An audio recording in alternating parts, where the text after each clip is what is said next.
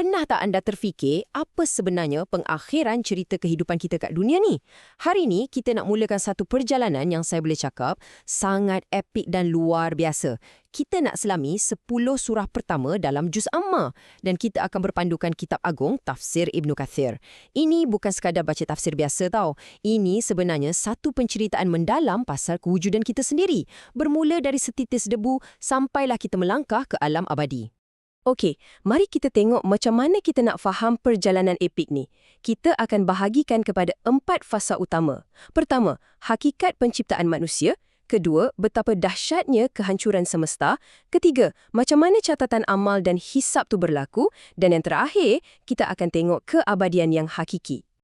Alright, jom kita terus masuk ke bahagian yang pertama, iaitu hakikat penciptaan manusia. Kita mula perlahan-lahan dulu ya. Cuba ambil masa sikit untuk merendung di fasa pertama ni. Sebelum kita sembang jauh pasal kiamat ke kemusnahan cakrawala ke, kita kena tengok balik asal-usul kita yang paling bawah dan kedil ni. Kalau kita tengok dalam surah Abasa, konteks dia memang sangat menyentuh hati. Ayat ni sebenarnya turun sebagai satu teguran halus kepada Nabi Muhammad SAW.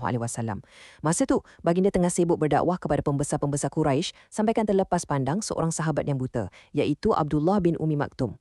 Ibnu Katsir jelaskan kat sini, mesej dia cukup jelas. Keperluan untuk menyucikan jiwa ni adalah untuk semua orang. Tak kisahlah awak tu orang kaya raya, berharta ataupun seorang hamba yang buta. Benda ni universal.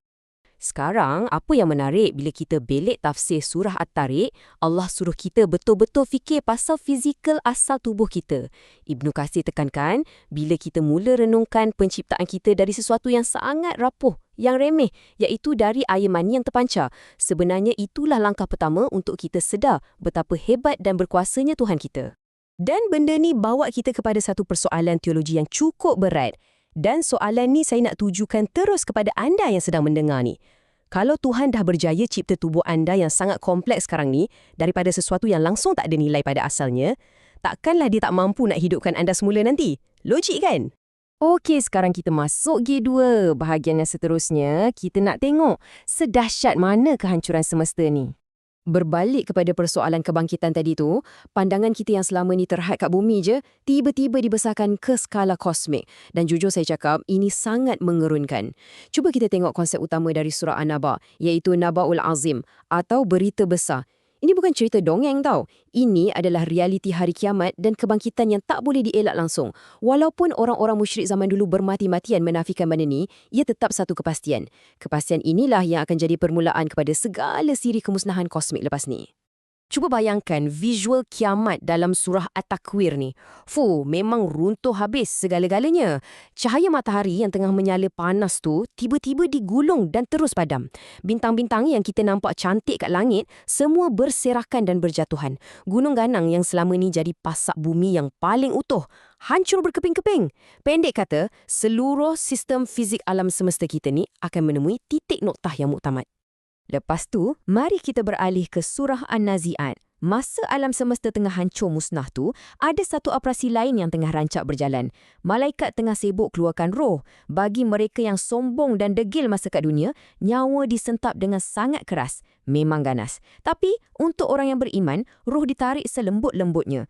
Ibnu Kathir siap kaitkan kisah Fir'aun dalam surah ni sebagai satu amaran ngeri. Macam nak beritahu kita, tengoklah betapa hinanya kesudahan manusia kalau masih nak berlagak sombong ke atas muka bumi ni. Jadi poin penting dekat sini, skala kosmik yang gergasi tu akhirnya berbalik kepada accountability diri kita sendiri. Cuba dengar teguran tajam dari surah Al-Infitar ni. Apakah yang telah memperdayakan kamu? Ini satu soalan yang sangat pedih tentang kelalaian kita, yang selalu lupa bahawasanya ada malaikat mulia sentiasa memerhati dan mencatat je setiap gerak-gerik kita kat dunia ni. Seterusnya kita masuk ke fasa yang lebih berat, bahagian ketiga, catatan amal dan hisab. Okey, masa ni alam semesta dah pun lenyap sama sekali. Cakrawala dah sunyi sepi. Sekarang, fokus 100% kembali kepada individu. Ya, saya dan anda, masing-masing berdiri keseorangan je, tunggu giliran depan neraca pengadilan. Surah Al-Mutaffifin bagi kita satu gambaran kontras yang sangat jelas pasal nasib catatan amal ni. Di satu sudut, kita ada Sijjin. Ini tempat yang paling sempit, paling gelap dan sangat menyesakkan kat lapisan bumi paling bawah, khas untuk letak rekod orang-orang yang suka menipu dan curang. Tapi di sudut yang satu lagi kita ada Ililin. Ini dimensi yang tertinggi, tempat letaknya buku catatan hamba-hamba yang sungguh-sungguh jaga hak Tuhan dan hak manusia.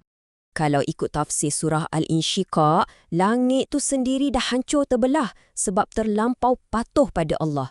Habis tu, macam mana pula dengan kita ni? Segala penat lelah kerja keras kita kat dunia ni, akhirnya akan dibawa ke satu perbicaraan mutlak. Bayangkan, cara kita terima buku amalan tu nanti akan tentukan nasib kita selama-lamanya. Kalau dapat dari sebelah kanan, bermakna hisab tu akan jadi sangat ringan dan melegakan. Tapi, macam mana kalau terimanya dari belakang punggung? Itu bermakna satu kemusnahan yang tak ada penghujungnya. Kadang-kadang bila kita fikir kehidupan kat dunia ni boleh nampak terlalu zalim untuk orang yang baik-baik kan? Surah Al-Buruj bawakan satu kisah sejarah yang cukup berat pasal Ashabul Ukhdud. Mereka ni sekumpulan manusia beriman yang diseksa dan dibakar hidup-hidup dalam parit berapi oleh seorang raja zalim semata-mata sebab mereka sembah Allah.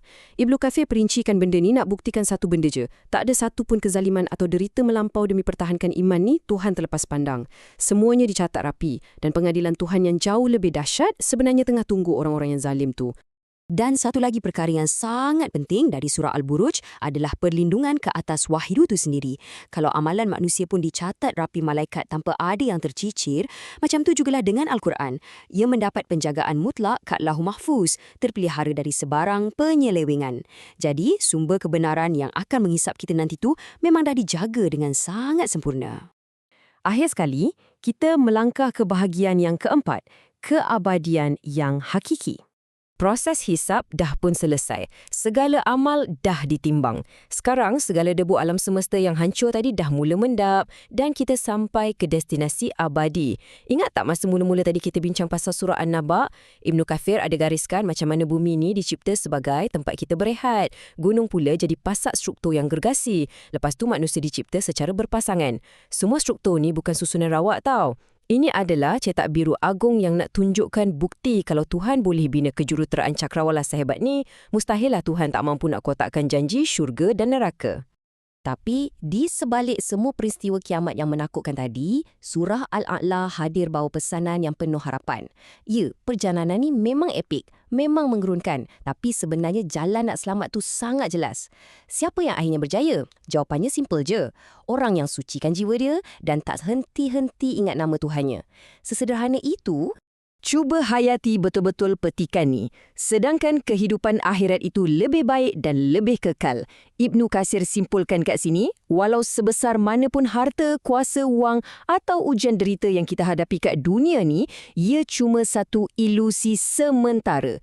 Keabadian yang hakiki di sana jauh mengatasi apa yang ditawarkan oleh dunia fana ini. So, kita dah pun menyusuri sati tafsir yang sangat luar biasa. Dari penciptaan manusia daripada air mani yang remeh, kemusnahan galaksi, penyerahan buku amalan, sampailah kepada realiti hidup yang abadi. Lepas tengok semua ni, saya cuma ada satu soalan nak tinggalkan untuk anda.